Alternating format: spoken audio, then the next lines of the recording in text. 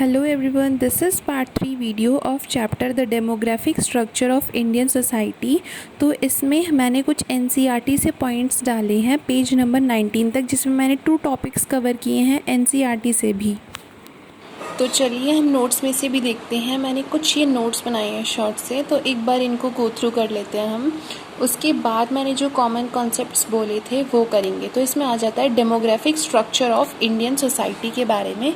ये सारे ही क्वेश्चंस मैंने एनसीईआरटी में से डाले हैं ताकि कुछ भी पीछे ना छूटे। रिफ्रेशर के साथ साथ हम एनसीईआरटी को भी कवर कर ले शॉर्ट में। सबसे फर्स्ट पॉइंट है कि जो अमेरिकन सेंसस हुआ था ना, वो 1790 में हुआ था। एक अमेरिकन सेंसस, वो फर्स्ट मॉडर्न सेंसस हुआ है जिसमें पॉपुलेशन देखा गया था। पॉपुलेशन के लिए स्टैटिस्टिकल एनालिसिस की गई थी कि भाई इतनी पॉपुलेशन है। तो वो फर्स्ट मॉडर्न सेंसस कब हुआ?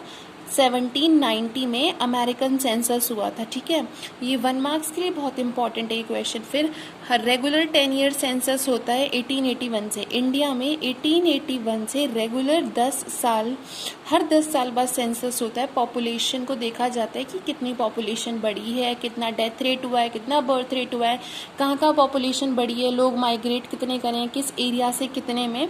तो वो सारी चीज़ें हर 10 साल बाद होती हैं 1881 से। उसके बाद माल्थस जो है, उसने माल्थुसियन थ्योरी के बारे में हमने पढ़ा था ना, तो उसके बारे में उसने अपने ऐसे ऑन पॉपुलेशन के अंदर लिखा था 1798 में। ज्योमेट्रिक प्रोग्रेशन के उससे पॉपुलेशन इंक्रीज होती है, जैसे 2, 4, 8, 16, 32। और अर्थमेटिक प्रोग्रेशन में हमारा लैंड और एग्रीकल्चर बढ़ता है, जैसे 2, 4, 6, 8, 10, 12। मतलब पॉपुलेशन जल्दी बढ़ती है, लैंड धीरे बढ़ता है, जिसकी वजह से जो हमारा लैंड वगैरह है, जो भी खाने के पदार्थ हैं, खाद्य पदार्थ हैं, उनकी कमी पड़ जाती है, जिसकी वजह से पॉवर्टी, मालन्यूट्रिशन, हंगर, ये सारी चीज़ें होती हैं। तो नेक्स्ट आता है माल्थस की जो थ्योरी थी उसको किस किस ने क्रिटिसाइज़ किया? लिबरल्स ने, मार्क्सिस्ट्स ने। क्या क्रिटिसाइज़ किया था वो हमने फर्स्ट पार्ट में पढ़ा ही था। फिर पॉपुलेशन एक्सप्लोजन क्या था उसके बारे में मैंने बताया भी था कि पॉपुलेशन एक्सप्लोजन क्या होता है, जब बर्थ रेट जो है वो ज़्यादा हो जाता है एंड डेथ रेट कम हो जाता है, तो जो पॉपुलेशन है हमारी वो बढ़ जाती है, जिसको हम पॉपुलेशन एक्सप्लोजन बोलते हैं। इस वाली वीडियो में मैंने पहले 2 टॉपिक्स के जो भी एनसीईआरटी में एडिशनल चीज़ें हैं वही कवर की हैं। नेक्स्ट पार्ट में मैं और बाकी जो एनसीईआरटी के कुछ इम्पॉर्टेंट पॉइंट्स हैं उनको कवर करूँगी। ये मैंने पेज नंबर 19 जो एनसीईआरटी का, वहाँ तक कवर कर दिया। तो आइए, मॉर्टैलिटी रेट को और हम क्या बोलते हैं? मॉर्टैलिटी रेट को हम डेथ रेट भी बोलते हैं। ठीक है, फिर क्रूड रेट क्या होता है? क्रूड रेट को हम फर्टिलिटी रेट भी बोलते हैं। उसके बाद 2 रीजंस हैं जिसकी वजह से कहीं कहीं फीमेल चाइल्ड को भी कोई ना कोई फेवर करता है। ज़्यादातर तो मेल को ही फेवर करते हैं, लेकिन फीमेल को भी फेवर करता है। क्यों? क्योंकि जो फीमेल्स हैं वो मेल से ज़्यादा लिव करती हैं। ठीक है, उनकी लाइफ एक्सपेक्टेंसी ज़्यादा होती है as compared to man. And females को ज़्यादा डिजीज़ नहीं पकड़ती इन्फेंसी के टाइम में। ठीक है, इन्फेंसी के टाइम में जब वो बच्चे रहते हैं तो फीमेल्स को ज़्यादा डिजीज़ नहीं पकड़ती। उसके बाद जो सेक्स रेशियो है वो डिक्लाइन हो रहा है कुछ कंट्रीज़ में, जैसे China, south Korea and India, क्योंकि वहाँ पे सन प्रेफरेंस ज़्यादा है। मतलब गर्ल चाइल्ड जो है वो कम है एंड बॉय चाइल्ड जो है वो ज़्यादा है, क्योंकि सन प्रेफरेंस ज़्यादा दी जा रही है वहाँ पे चाइना, साउथ कोरिया और इंडिया में। नेक्स्ट आ जाता है डिपेंडेंसी रेशियो क्या है? डिपेंडेंसी रेशियो मतलब डिपेंडेंट पॉपुलेशन कितनी है। एक तो बच्चे और एक एज्ड पीपल, वर्किंग पीपल के ऊपर डिपेंडेंट रहते हैं। तो इसको हम कैसे निकालते हैं? इसका एक फॉर्मूला है, पीपल बिलो 15, 15 साल से कम के बच्चे डालेंगे यहाँ पे, प्लस में 64 एज से ज़्यादा वालों को डालेंगे और डिवाइड कर देंगे 15 to 64 के बीच में। उसके बाद क्या आता है कि जो मोर डिपेंडेंसी रेशियो है, अगर कंट्री में या फिर किसी भी एरिया में डिपेंडेंसी रेशियो ज़्यादा होगा तो वो अच्छी बात नहीं है। इसके रीजंस क्या हैं?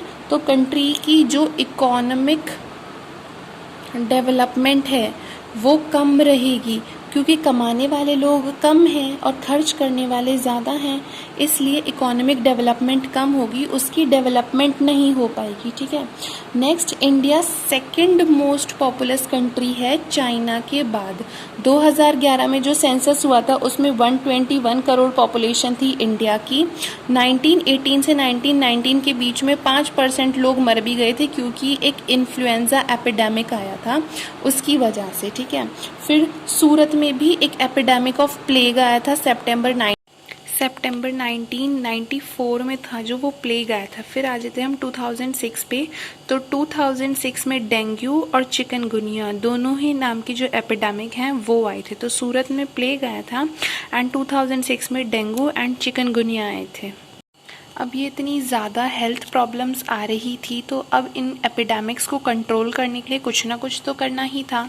तो उस टाइम पे क्या हुआ, प्रोग्राम्स स्टार्ट कर दिए मास वैक्सीनेशन के प्रोग्राम्स को स्टार्ट कर दिया एंड सैनिटेशन को इम्प्रूव करने के लिए भी काफ़ी चीज़ें अपनाई गई, जिसकी वजह से जो भी एपिडेमिक्स आ रहे हैं हम इनको इम्प्रूव कर सकें। नेक्स्ट आ जाता है केरला और तमिलनाडु का एक पॉइंट। केरला और जो तमिलनाडु है यहाँ पे जो TFR टोटल फर्टिलिटी रेट जो है मैनेज किया गया कि भाई टोटल फर्टिलिटी रेट को कम किया जाए। उसके बाद यूपी एंड जो बिहार है यहाँ पे बर्थ रेट बहुत ज़्यादा है इंडिया में।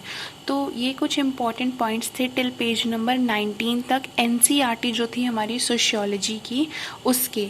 बाकी के नेक्स्ट पॉइंट्स जो भी NCERT में इम्पॉर्टेंट रहेंगे वो मैं नेक्स्ट वीडियो में डाल दूँगी साथ के साथ। Till then please subscribe the channel. हम NCERT के इंपॉर्टेंट पॉइंट्स को भी साथ लेके चलेंगे जिसकी वजह से कोई भी हमें प्रॉब्लम ना आए और कुछ भी चीज़ छूट के ना चले। बस आप चैनल को सब्सक्राइब कर दें एंड सपोर्ट करें। Thank you and have a nice day.